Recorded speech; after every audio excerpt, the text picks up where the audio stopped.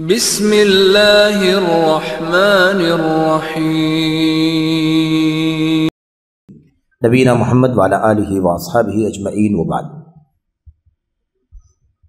آج کے اس حلقے میں جو جدید مناہج کی حقیقت کا آج کا دوسرا سیشن ہے، اس میں ہمارے سامنے سوال نمبر 112 ہے۔ سوال نمبر 112 میں جو بات پوچھی جا رہی ہے وہ ایک نصیحت کا سوال ہے۔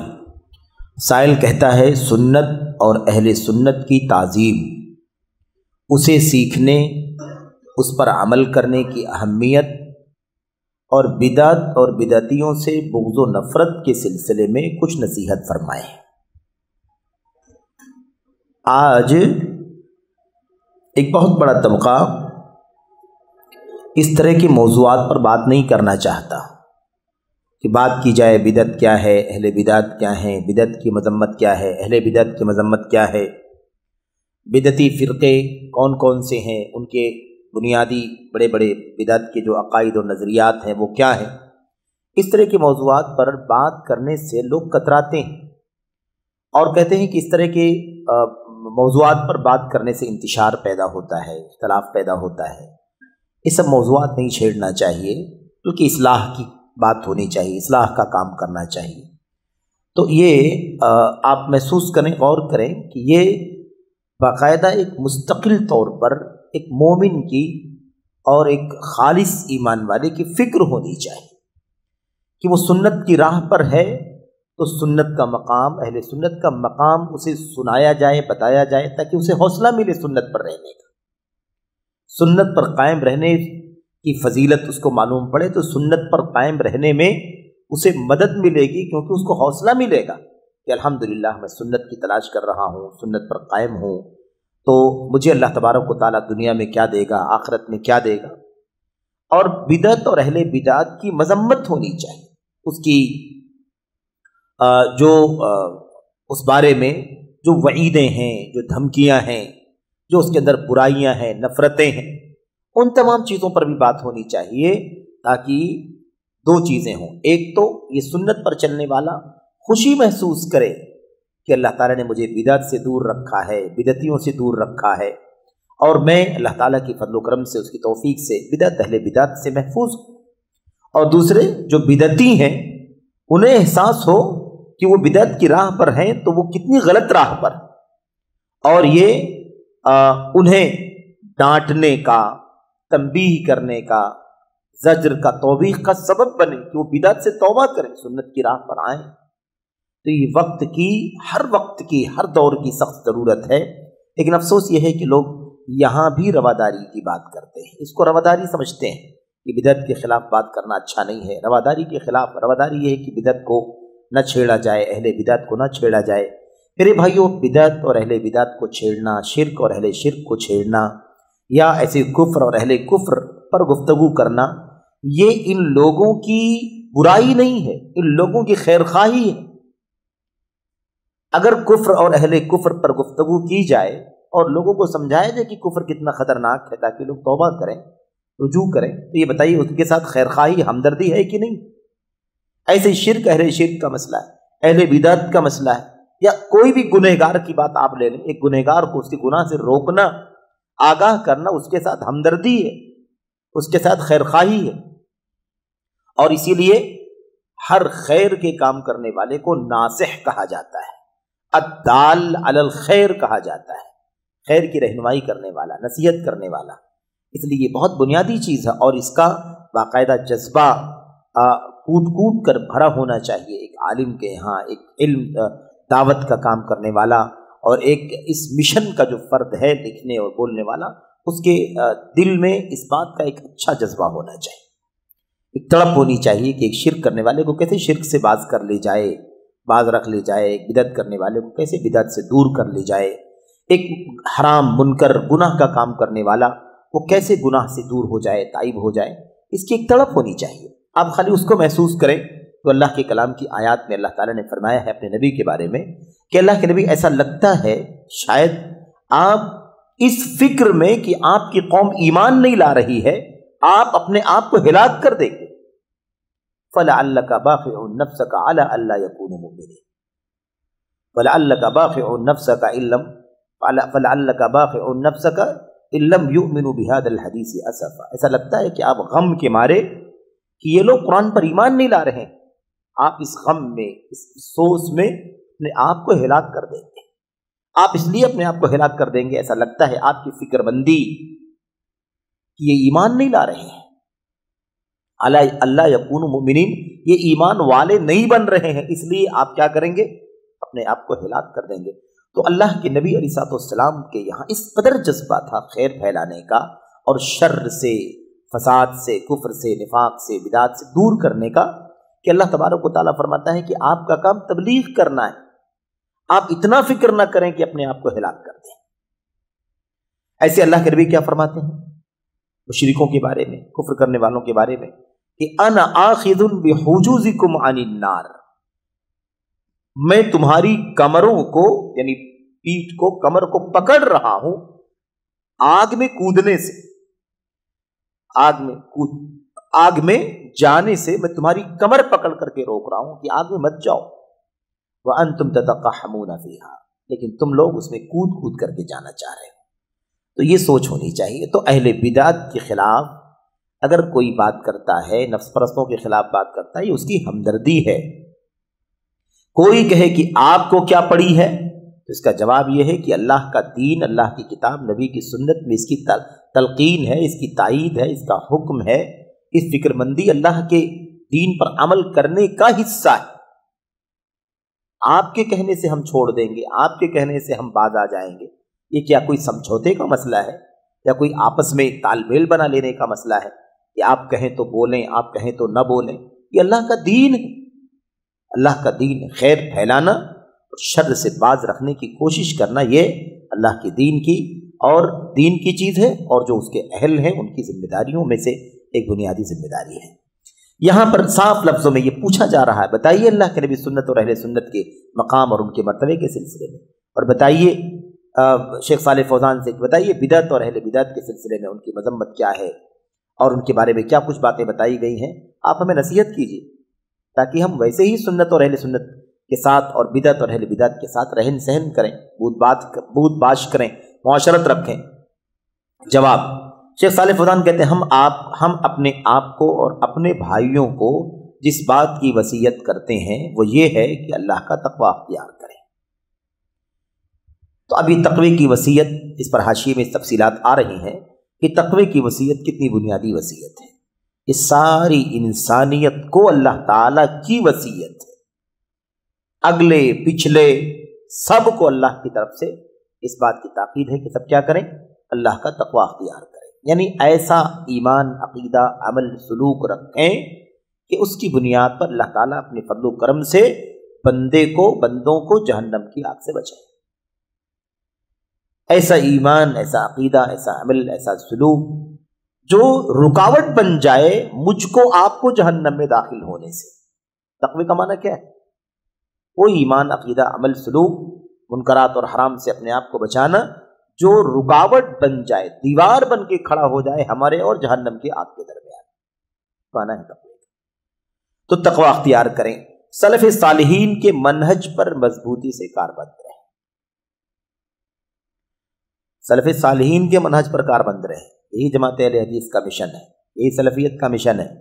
کسی پارٹی سے جڑے رہیں نہیں، کسی فرقے سے جڑے رہے نہیں، فلاں کے امام، فلاں پارٹی کے قائد سے، اس کے رہنما سے جڑے رہے نہیں، کسی سے نہیں، حتیٰ کہ سلف اور خیر القرون کی کسی شخصیت سے بھی جڑنے کی بات نہیں ہو رہی ہے. وہ ایک مشن ہے پورا سلف کے دور میں، جو ایمان، عقیدہ، عمل تھا جیسے تھا اس سے جڑنے کی بات ہو رہی ہے. تو سلف صالحین کے منہج پر مضبوطی سے کاربند رہیں. شخصیت اور مشن اور منہج صحابہ کرام کا، سلف صالحین کا. شخصیت سے وابستگی صرف محمد الرسول اللہ صلی اللہ علیہ وسلم سے. شخصیت صرف اور صرف نبی کریم صلی اللہ علیہ وسلم کی، معصوم آپ ہی سے. شخصیت کے طور پر اگر جڑنا ہے تو صرف اور صرف نبی کریم صلی اللہ علیہ وسلم.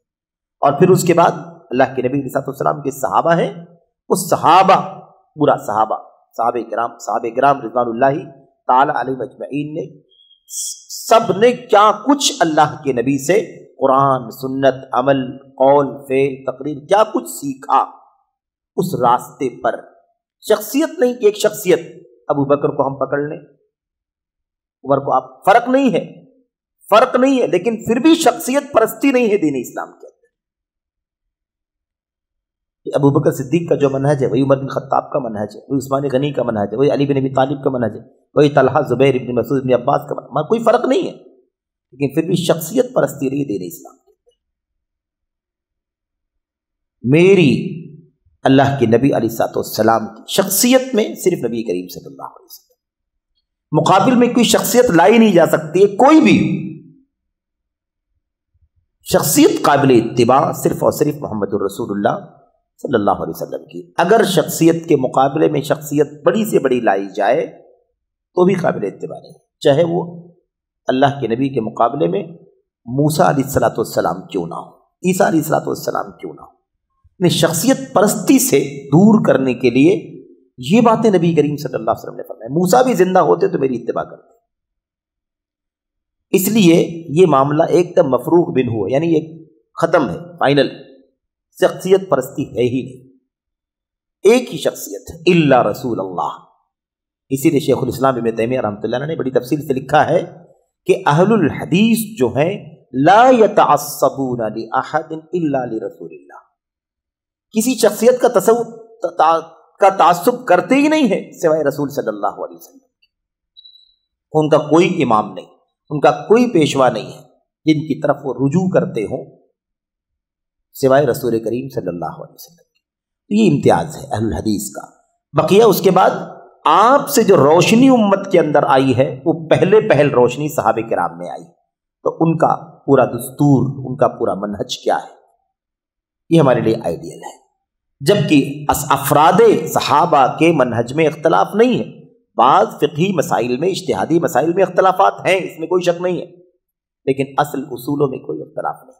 لیکن پھر بھی شخصیت پرستی نہیں چاہیے، اس لیے صرف ابو بکر کا نام بھی مت لیجیے، صرف عمر بن خطاب کا کوئی نام لے کر کے نہ بیٹھ جائے، علی بن ابی طالب کا نام، عثمان غنی کا نام لے کر کے نہ بیٹھ جائے. بہت سارے لوگ ابن مسعود رضی اللہ تعالیٰ عنہ کو لے کر کے بیٹھ جاتے مسئلے مسائل میں.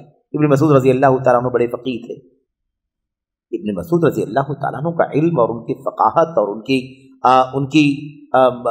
ان کی کیا کہتے ہیں دقت نظر کے بارے میں کسی کو انکار نہیں ہے، ان کا مقام طے. لیکن یہ ماحول کیوں پیدا کرتے ہو کہ فلاں کو ہم فالو کرتے ہیں؟ یہ ماحول ہے ہی نہیں. اس ماحول کے پیدا کرنے کا نقصان یہ ہے کہ تقلیدی فکر میں کوئی موقف، کوئی مسئلہ، کسی مسئلے کے بارے میں کوئی موقف انسان کا سپورٹ کرتا ہے. اب ابن مسعود رضی اللہ تعالیٰ عنہ کی حدیث لے کر کے بیٹھ گئے کہ ایک مرتبہ رفع دین کیا جائے، تو شخصیت پرستی نہیں ہے، مشن صحابہ کرام کا، راستہ صحابہ کرام کا. بقیہ صحابہ کرام، ابن عمر رضی اللہ تعالیٰ عنہ کی حدیث کو آپ نے کیوں چھوڑ دیا بھائی؟ ابن عمر رضی اللہ تعالیٰ عنہ کے یہاں 4 جگہوں پر رفع دین کا تذکرہ ہے. ابن مسعود رضی اللہ تعالیٰ عنہ کی روایت میں جو ایک جگہ کا ذکر ہے، وہ ایک جگہ ابن عمر رضی اللہ تعالیٰ عنہ کی 4 جگہوں میں سے ایک جگہ، یہ ایک حصہ اس 4 حصے میں شامل ہے. اس ایک کے سوا مزید اور 3 جگہ بتائی گئی، اس کو آپ نے کیوں چھوڑ دیا؟ شخصیت پرستی کیوں کی آپ نے؟ کیوں ایسا ماحول بنایا کہ ابن مسعود کو ہم کوفہ میں تھے اس لیے؟ نہیں، یہ طریقہ صحیح نہیں ہے. اللہ کے نبی صلی اللہ علیہ وسلم کے صحابہ کا منہج، ایک روایت دوسری روایت کی تکمیل کرتی ہے. جب تک ایک مسئلے کے سارے حوالوں کو، دلائل کو اکٹھا نہ کیا جائے، مسئلے کا خلاصہ سامنے نہیں آتا. تو ایک صحابی کے ایک حدیث کو لے کر کے آپ پکڑ کے بیٹھ جائیں اور دوسرے صحابہ کرام کا اسی موقع، اسی نقطے پر، اسی جگہ پر دوسری تفصیلات موجود ہیں، مزید باتیں موجود ہیں، آپ اس کو کیوں چھوڑ دیتے؟ اسی لیے خیر محدثین کا ایک قاعدہ تھا، الباب اذا لم تجمع طرقه لم يتبين خطأه. ایک مسئلے کے جب تک تمام طرق کو اکٹھا نہ کیا جائے تب تک غلطی معلوم نہیں پڑتی. اس سے ہم یہ سبق لیتے ہیں کہ جب تک ایک ہی مسئلے پر ساری روایتیں اکٹھا نہ کی جائیں تب تک مسئلے کا خلاصہ سمجھ میں نہیں آتا ہے۔ محدثین کا یہ جو قول ہے یہ روایت اور سند سے متعلق ہے کہ جب تک ایک ہی مسئلے کی حدیث سے متعلق حدیثوں کے سارے طرق، ساری سندوں کو جمع نہ کیا جائے تب تک غلطی سمجھ میں نہیں آتی، کہاں انقطاع ہے، کہاں اتصال ہے، کہاں کیا ہے سمجھ میں نہیں آتا۔ جب تک اکٹھا کر لیا جاتا ہے سمجھ میں آ جاتا ہے کہ کہاں کیا خلل ہے، کہاں کیا غلطی ہے۔ تو ایسے ہی آپ سمجھیں، اور یہ اصولی باتوں میں سے ہے کہ کسی بھی مسئلے سے متعلق ساری دلائل سامنے آنا چاہیے، تب سب کو اکٹھا کر کے مسئلے کی وضاحت ہوتی ہے۔ اور اس سلسلے میں سب سے بنیادی جو مرجع ہے وہ ہے حافظ ابن حجر رحمۃ اللہ علیہ کی کتاب فتح الباری۔ شروح احادیث میں سب سے اونچا مقام رکھنے والی کتاب امام ابن حجر رحمۃ اللہ علیہ نے جب شرح کی ہے تو اس حدیث سے متعلق جتنے طرق ہیں، جتنی روایتیں عند ابو داؤد، عند الترمذی، ہے نا، عند الطبرانی، عند البیہقی، فلاں کے ہاں یہ روایت ہے، اس میں یہ الفاظ ہیں، فلاں کے یہ روایت اس الفاظ میں، فلاں کے ہاں یہ روایت اس الفاظ میں آئی، تو یہ مسئلے کو پورے طور پر کور کر کے اس کا نچوڑ اور اس کا خلاصہ نکال کر کے دیتے ہیں۔ خیر، تو بات یہاں دوسری ہو گئی، کیا کہتے ہیں، سلف صالحین کے منہج پر مضبوطی سے کاربند رہیں، فرقہ بندی شخصیت پر نہیں، سلف صالحین کے منہج پر۔ یہاں پر بھی کوئی سلفی کبھی بھی یہ نہیں کہتا کہ آئیے ہم سب فلاں کے ساتھ جڑ جائیں، سوائے رسول کریم صلی اللہ علیہ وسلم اور صحابہ کرام کے طریقے کے۔ بدعات اور بدعتیوں سے چوکن نہ رہیں، بدعات اور بدعتیوں سے چوکن نہ رہیں، یہ بہت بنیادی چیز ہے۔ اہل بدعت کا فتنہ بڑا خطرناک ہے، شبہات ہوتے ہیں، شبہات کانوں سے گزرتے ہیں، دل کی گہرائی میں اتر جاتے ہیں، جگہ بنا لیتے ہیں، پھر اسے نکالنا مشکل ہو جاتا ہے۔ اس لیے بدعت اور اہل بدعت سے اصل کیا ہے؟ چوکن نہ رہنا ہے، ٹرائی نہیں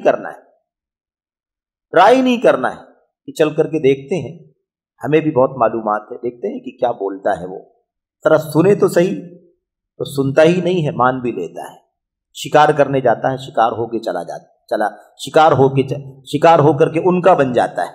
اس لیے یہ ٹرائی نہیں کرنا چاہیے، یہ طریقہ سلف کا نہیں ہے، اور اس بارے میں بہت ساری تفصیلات، 2-3 میں سمجھتا ہوں کم سے کم 3, 4, 5 ابواب میں بہت تفصیل سے اقوال سلف میں یہ باتیں انشاءاللہ آ رہی ہیں، بہت تفصیل کے ساتھ، اس معنی میں کہ عملی طور پر آپ کو یہ اس کی مثالیں کہ کسی ماحول میں اگر ایسی صورت بن جائے کہ ماحول سنت کا نہیں بدعت کا ہو، اور آپ سنت والے ہوں، اکیلے آپ کیا ہوں؟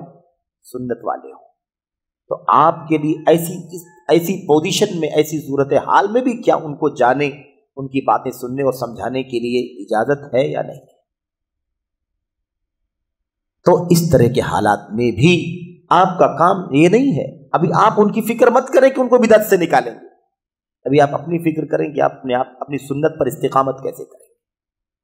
تو خطرناک مسئلہ ہے، تفصیلات آئیں گی انشاءاللہ۔ کیا کہنے ہیں؟ بدعت اور اہل بدعت اور بدعتیوں سے چوکن نہ رہیں، صحیح عقیدہ اور اس کے منافی امور پڑھنے کا خصوصی اہتمام کریں۔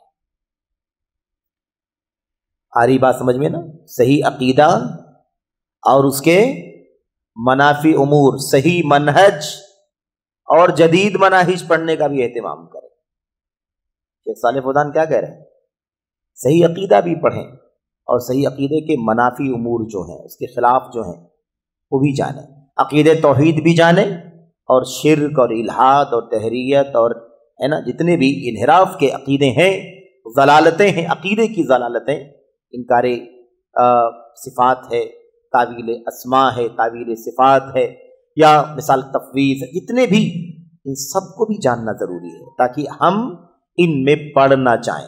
اس لیے پڑھنا ہے تاکہ ان میں نہ ہم پڑھ جائیں، اس میں پڑھنے سے پہلے سے اور اس کا شکار ہونے سے بچنے کے لیے ہمیں جاننا ضروری ہے۔ تو صرف اور صرف منہج اہل حدیث ہی جاننا ضروری نہیں ہے، منہج اہل حدیث جاننے کے ساتھ ساتھ دیگر مناہج جو باطل ہیں یا انحراف والے منہج ہیں، ایسے جدید نئے مناہج سے بھی واقفیت حاصل کرنا ضروری ہے۔ اس سے انتشار نہیں پیدا ہوتا ہے، اس سے صحیح منہج پر ترکیز ہوتی ہے۔ صحیح منہج کو پڑھنے کے ساتھ ساتھ باطل مناہج کو پڑھنا، پڑھانا، اس کے انحراف سے اپنے آپ کو بچانا، اس سے ذہنوں میں انتشار نہیں پیدا ہوتا ہے، بلکہ اس سے کیا ہوتا ہے؟ اس سے صحیح منہج اور کھرے طور پر کھل کر کے سامنے آتا ہے، کیونکہ تعرف الاشیاء باضدادھا، چیزیں اپنے اپوزٹ سے پہچانی جاتی ہیں، اپنی ضد سے پہچانی جاتی ہیں۔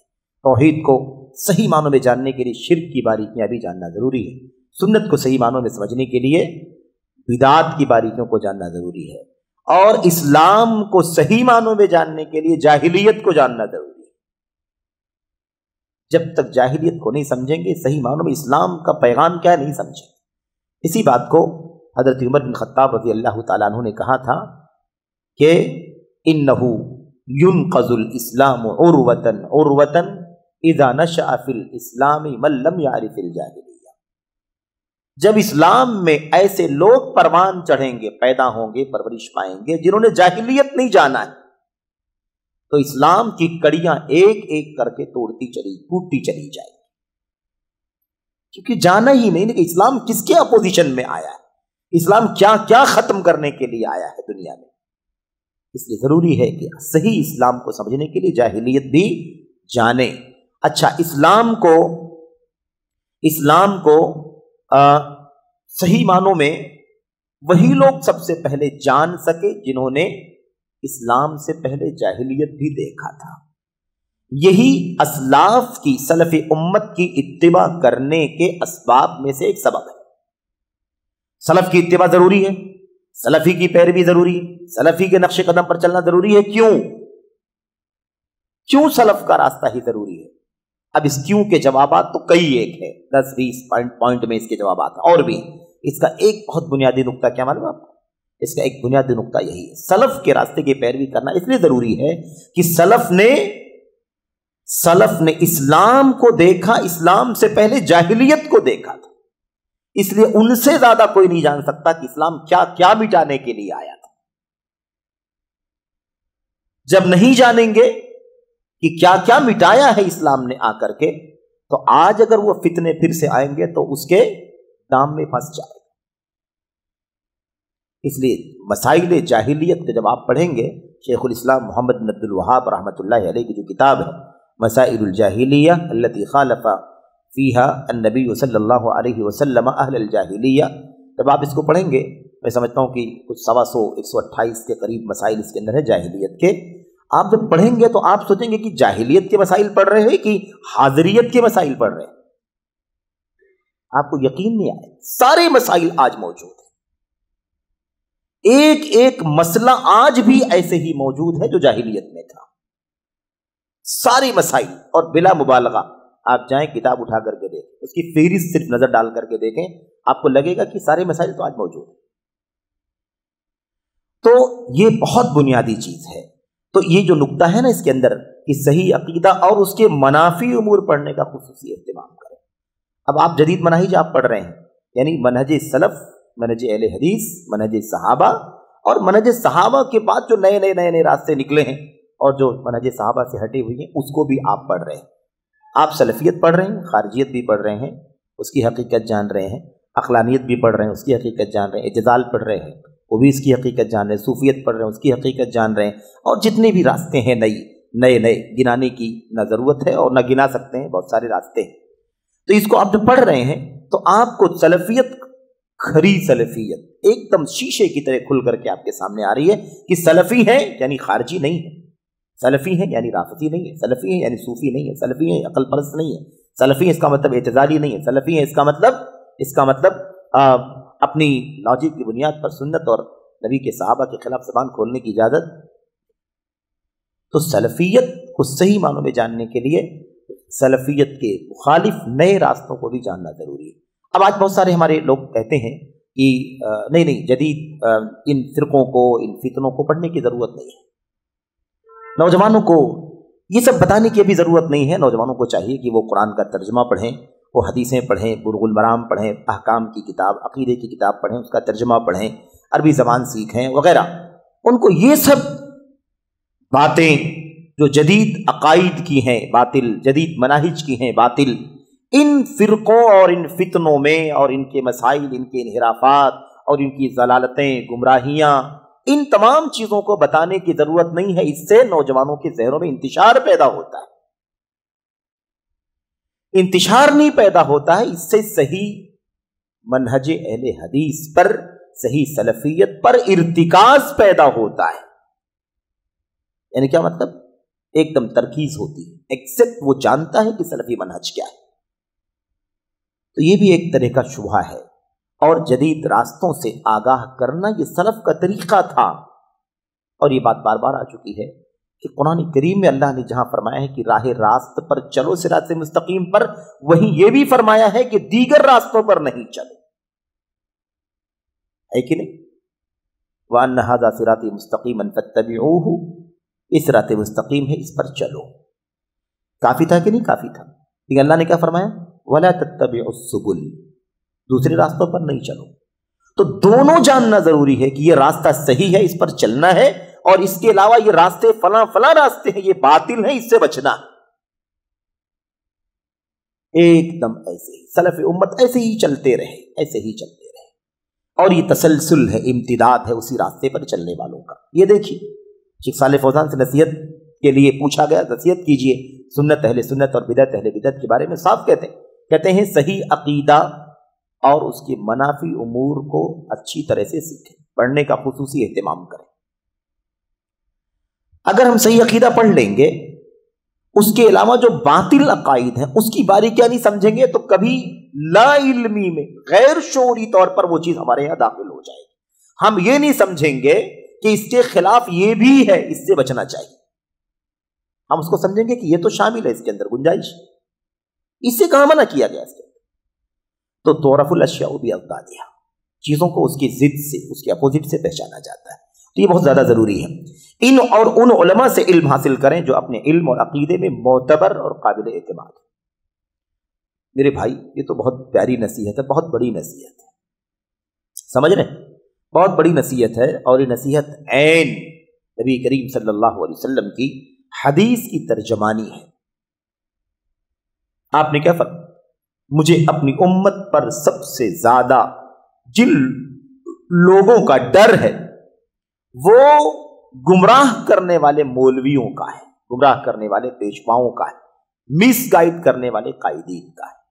گمراہ کرنے والے لوگ موجود ہیں۔ ایک آدمی بڑے پیارے لب و لہجے میں قرآن کی آیتیں پڑھ کے، حدیثیں پڑھ کر کے خارجیت کی دعوت دے رہا ہے آپ کو۔ ایک آدمی قرآن کا حوالہ دے کر کے، سنت کا حوالہ دے کر کے آپ کو رافضی بنانے کی کوشش میں لگا ہوا ہے۔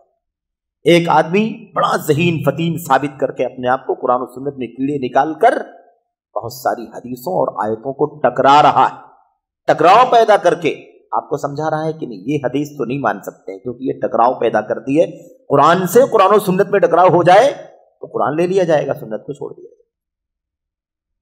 یہ علماء کون ہیں؟ غیر معتبر علماء ہیں۔ یہ سب اپنی اپنی پارٹیوں کی طرف دعوت دینے کے ہتھ کنڈے ہیں۔ میرے بھائیوں، کام کیا ہے؟ کام یہ ہے ایک قاعدہ کلیہ، آپ کو بلا وجہ الجھن میں اپنے آپ کو ڈالنے کی ضرورت نہیں ہے۔ اس کو چیک کریں، اس کو چیک کریں، اس کو چیک کریں، اس کو سنیں اور چیک کریں کیسا، اس کو سنیں چیک کریں کیسا۔ آپ کو ضرورت ہی نہیں ہے اس بات کی۔ آپ کا کیا کام ہے؟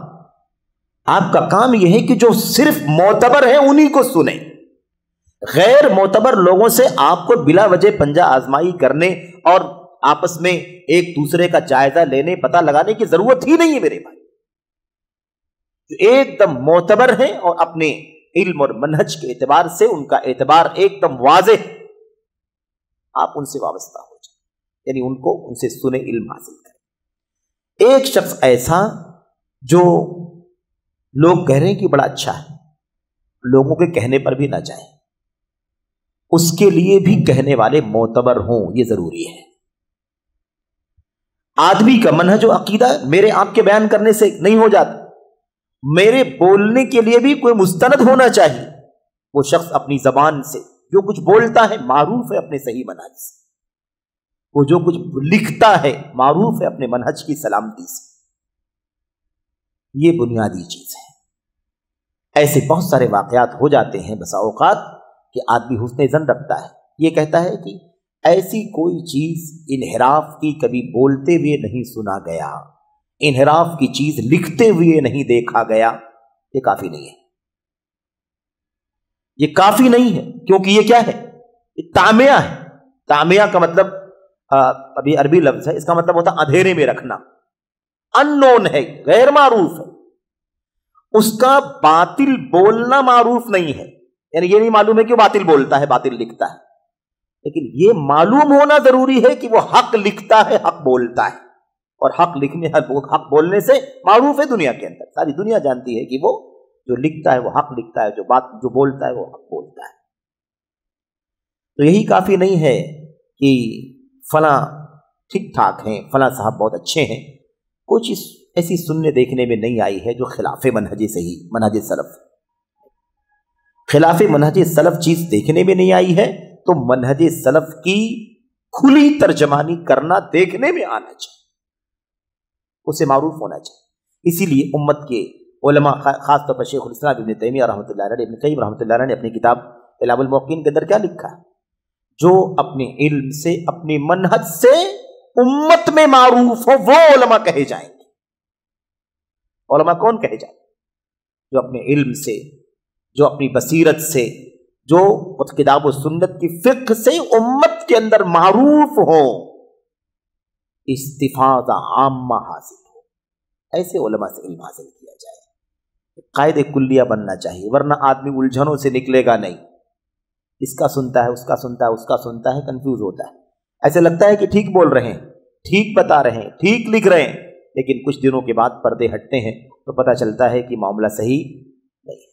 تو مشکوک سے بھی بچنا ہے، باطل پرستوں سے بھی بچنا ہے، اور جن کا منہج مشکوک ہے، پتہ نہیں ہے، ان سے بھی بچنا ضروری ہے۔ میں تھوڑی تفصیل اس لیے کر رہا ہوں کیونکہ سوال بہت اہم ہے، بہت بنیادی نقطے کا سوال ہے۔ خیر، اس کے بعد اسی طرح داعیان سو سے بچ کر کے رہیں، خارجیت کے دائی، رافضیت کے دائی، قطبیت کے دائی، مودودیت کے دائی، صحابہ کرام کی تنقیص کرنے والے، صوفیت کے دائی، سروریت کے دائی، غامدیت کے دائی، ہے نا، اور قبر پرستی کے دائی، اندھی تقلید کے دائی، شخصیت پرستی، ان سارے دعات سو سے اپنے کو کیا کرنا ہے؟ اپنے آپ کو دور رکھنا ہے، گنجا آزمائی نہیں کرنا ہے، چل کر کے دیکھتے ہیں، سنتے ہیں، بات کرتے ہیں، نہیں، آپ کو ضرورت ہی نہیں ہے، آپ کو ضرورت ہی نہیں ہے۔ اچھا، ابھی سے پہلے بات چل رہی تھی کہ آپ کو صحیح منہج بھی جاننا ہے، باطل منہج بھی جاننا ہے کہ نہیں؟ پھر ہم کہہ رہے ہیں کہ ان باطل لوگوں کو سننا نہیں، باطل منہج معلوم کہاں سے پڑے گا؟ باطل منہج صحیح علماء آپ کو بتلائیں گے، وہ آپ کو سننا ہے، خلط ملط نہ ہو جائے، تعارض نہیں ہے، اپنے اپنے نقطے پر دونوں باتیں ایک دم حتمی طور پر ثابت ہیں۔ جو آپ کو صحیح منہج سکھانے والے علماء ہیں، انہی سے آپ سیکھیں گے کہ باطل منہج کیا ہے، کیونکہ یہ صحیح منہج سکھا کر کے باطل منہج سے آگاہ کر رہے گا آپ کو، اور باطل منہج باطل پرستوں سے سیکھیں گے تو آپ کو باطل کی دعوت دے گا، اور باطل کو حق بتانے والا باطل کو باطل بتا کر کے آپ کے سامنے پیش کرے گا، اور باطل پرست باطل کو حق بنا کر کے آپ کے سامنے پیش کرے گا، آپ کو شبہات کے ذریعے سے ورگلائے گا، گمراہ کرے گا، اور آپ شبہیں پڑھ کر کے بیٹھ جائیں۔ اس لیے خلط ملط نہیں ہونا چاہیے، دونوں چیزیں۔ کیا کہا؟ داعیان سو سے بچ کر رہیں، یعنی برے داعیوں سے بچ کر کے رہیں۔ اس کے اندر وہ جہلا بھی ہیں، جن کو علم اور بصیرت نہیں ہے، گہرائی نہیں ہے، اور وہ دعوت اور اسٹیج کا میدان سنبھالے ہوئے ہیں، یہ لوگ اس کے اندر شامل ہے، کیونکہ ان سے بھی انحرافات کا بہت بڑا دروازہ کھلا ہے اور کھل رہا ہے، اور لوگ جو ان سے وابستہ ہیں وہ الجھنوں کا شکار ہیں، جو حق و باطل کو گڈمڈ کرتے ہیں اور علم ہوتے ہوئے حق چھپاتے ہیں۔ لیکن کی بات چل رہی علماء سو، علماء سو تو حق چھپاتے ہیں، حق ہے ان کے پاس لیکن وہ حق اور باطل کو مکس کرتے ہیں تاکہ حق کے ساتھ ان کا باطل بھی پھیل جائے، ان کا باطل بھی سن لیا جائے، پڑھ لیا جائے، ہضم کر لیا جائے۔ یہ ہے، نیز ان جاہلوں سے بھی دور رہیں جو حق کا دعویٰ کرتے ہیں لیکن حالانکہ انہیں اس کا علم نہیں ہوتا۔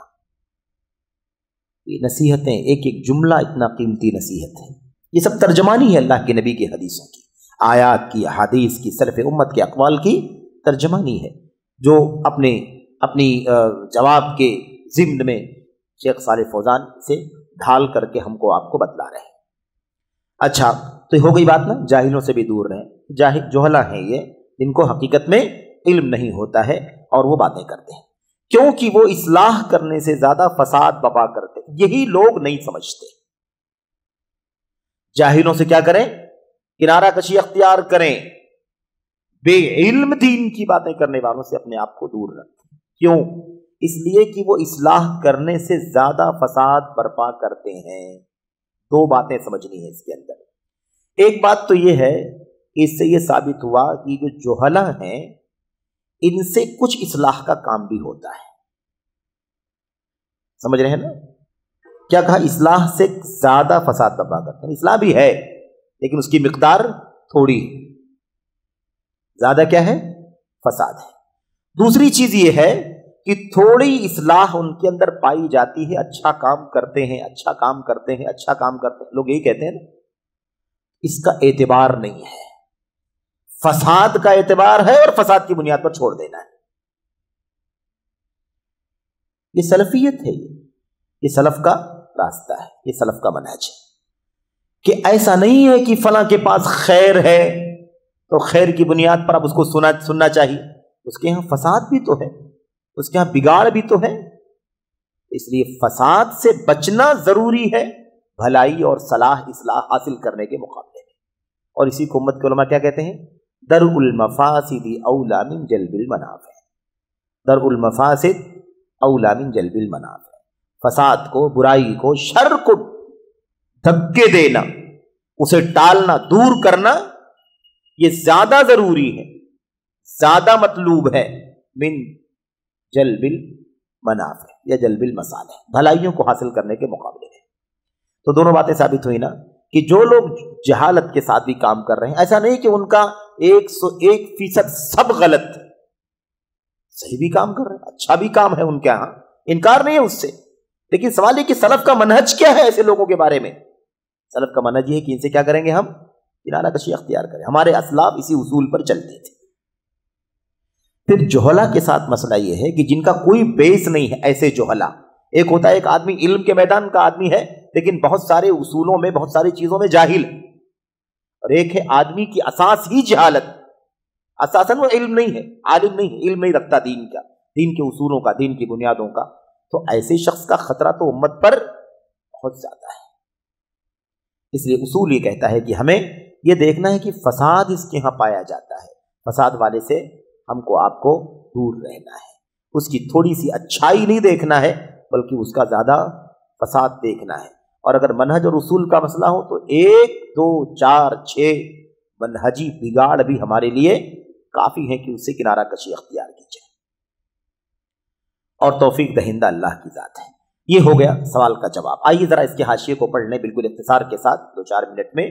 और देखिए सफ़ा नंबर 490 पर हाशिया नंबर 1 में कहते हैं शेख सालेह फौजान की सबसे पहली वसीयत मुझे अपने लिए और आपके लिए है कि अल्लाह का तक़वा अख्तियार करें। इस पर हाशिए में देखें क्या लिखा हुआ है कि तमाम अव्वलीन व आखिरीन को अल्लाह ताला की वसीयत है। अल्लाह ताला ने सबको वसीयत की है। वलक़द वस्सैना अल्लज़ीना ऊतुल किताब मिन क़ब्लिकुम व इय्याकुम अन इत्तक़ुल्लाह। वाकई हमने उन लोगों को जो तुमसे पहले किताब दिए गए थे और तुमको भी यही हुक्म दिया है कि अल्लाह से डरते रहो। तो तकवा इसलिए कि सबको अल्लाह की तरफ तकवे का हुक्म है। ऐसे अल्लाह के नबी के बारे में अल्लाह ने फरमाया या अय्युहन नबिय्यु इत्तक़िल्लाह, ए नबी अल्लाह का तकवा अख्तियार कीजिए। आप सोचिए नबी को तकवे की जरूरत है तो हम उम्मतियों को तकवे की कितनी जरूरत है। ऐसे अल्लाह ने फरमाया या अय्युहल्लज़ीना आमनु इत्तक़ुल्लाह व आमिनू बिरसूली, ईमान वालो अल्लाह का तकवा अख्तियार करो, उसके रसूल पर ईमान लाओ। तकवे का हुक्म है। तो ये तकवे के अहकाम, या अय्युहन्नासु इत्तक़ू रब्बकुमुल्लज़ी खलक़कुम। खैर तकवे के सिलसिले में तो बहुत लंबी, बहुत बेशुमार आयतें अल्लाह के कलाम के अंदर, अल्लाह के नबी के हदीस के अंदर मौजूद हैं। तो ये एक बात होगी, तकवा अख्तियार करना है, इसका माना आपके सामने आ चुका है।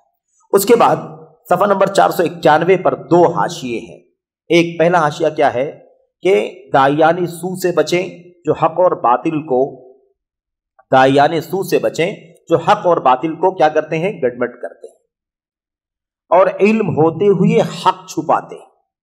इल्म होते हुए हक छुपाते हैं। इल्म होते हुए हक छुपाने वाले, और उसके आगे क्या कहते हैं? उन जाहिलों से भी दूर रहें जो हक का दावा करते हैं हालांकि उन्हें इल्म नहीं होता।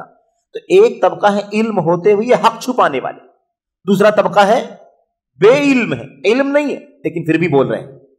दोनों से अपने आप को क्या करना है? दोनों से अपने आप को बचाना है। नीचे देखिए हाशिए में, हाशिया नंबर 1, ये यहूदियों की सिफत है। क्या? حق چھپانا. حق چھپانا کس کی صفت ہے؟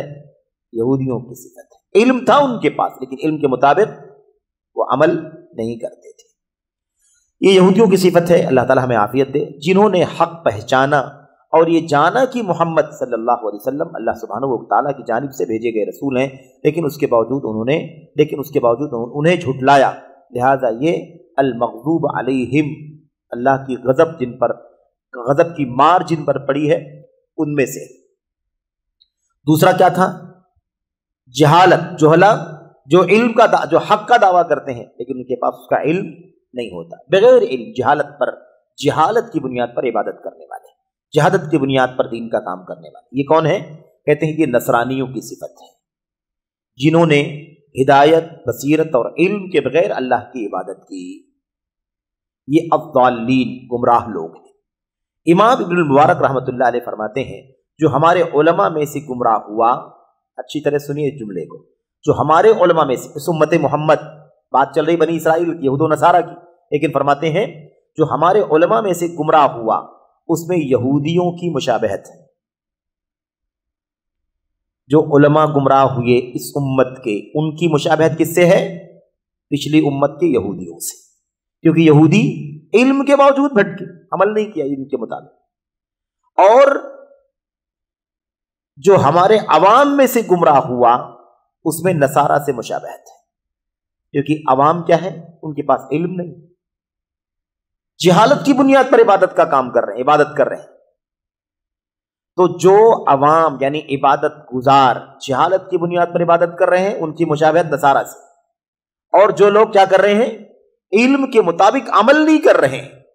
حق ہے، علم ہے حق کا، لیکن اس پر عمل نہیں کر رہے بلکہ اس کو چھپا رہے ہیں، لوگوں کو غلط رہنمائی کر رہے ہیں. تو ایسے لوگوں کے اندر یہودیوں سے مشابہت ہے. اور یہی بات آگے سفیان یا حافظ ابن کثیر رحمۃ اللہ علیہ نے سفیان بن عیینہ سے نقل کیا ہے، اور انہوں نے فرمایا من فسد من علمائنا کان فیہ شبہ من الیہود. یعنی کیا مطلب؟ یہ پہلے والی جو بات تھی یہ ابن المبارک رحمۃ اللہ علیہ سے مروی تھی، لیکن یہاں پر وہی بات سفیان بن عیینہ سے ہے، ومن فسد من عبادنا کان فیہ شبہ من النصارى. وہی بات ہے یہاں بھی کہ جو ہمارے علماء میں سے بگڑ جائیں گے ان میں یہودیوں کی مشابہت ہوگی، اور جو ہمارے عبادت گزاروں میں سے بگڑ جائیں گے ان میں نصارہ کی مشابہت ہوگی. یہ ہے علم اور جہالت کا مسئلہ. اس کے بعد آپ دیکھیں اس صفحے کے اندر بھی دو حاشیے ہیں. اصلاح کرنے سے، ایک حاشیہ ہے اصلاح کرنے سے زیادہ فساد برپا کرتے ہیں. جو جہلا ہیں، جاہل لوگ، ان سے دور رہنا ضروری ہے کیونکہ یہ اصلاح سے زیادہ فساد برپا کرتے ہیں. اس کے بارے میں عمر بن عبدالعزیز رحمۃ اللہ علیہ کا ایک قول ہے بہت پیارا. اس میں وہ کہتے ہیں کیا؟ کہتے ہیں من عمل فی غیر علم کان ما یفسد اکثر مما یصلح. بہت پیارا جملہ ہے. من عمل فی غیر علم، جو بغیر علم کے عمل کرتا ہے، بغیر علم کے عمل کرتا ہے، یعنی عمل کرنے کا جذبہ بہت ہے لیکن علم نہیں. عبادت، ریاضت، تسبیح، اذکار، مصلی، تہجد، صلاۃ التسبیح اور فلاں اور یہ اور وہ، لیکن علم حاصل کر کے علم کی روشنی میں عبادت کرے، اس کی توفیق نہیں ہوتی. مطلب عمل اور عبادت کی فکر میں لگے رہتے ہیں، علم حاصل کرنے کی فکر نہیں ہوتی ہے. تو کہتے ہیں من عمل فی غیر علم کان ما یفسد اکثر مما یصلح. یہ جامع بیان علم کے اندر یہ موجود ہے. جو علم کے بغیر عمل کرے گا وہ اصلاح سے زیادہ فساد پیدا کرے گا. یعنی جو علم کے بغیر جہالت کی بنیاد پر نیکی عبادت کے کام کرے گا وہ جتنا اپنا بھلا نہیں کرے گا اس سے زیادہ اپنا برا کرے گا. اس لیے بہت بنیادی چیز ہمیں سمجھنے کی ضرورت ہے. خیر یہ مختصر طور پر اس سوال کا جواب تھا. اللہ سے دعا ہے کہ اللہ تعالی ہمیں بدعت، اہل بدعت، سنت، اہل سنت کو سمجھنے کی اور ان کے تئیں جو ہماری ذمہ داریاں ہیں اسے سمجھنے کی توفیق عطا فرمائے. آمین رب العالمین. وصلی اللہ وسلم وبارک علی نبینا محمد وعلی آلہ وصحبہ اجمعین. السلام علیکم ورحمۃ اللہ وبرکاتہ.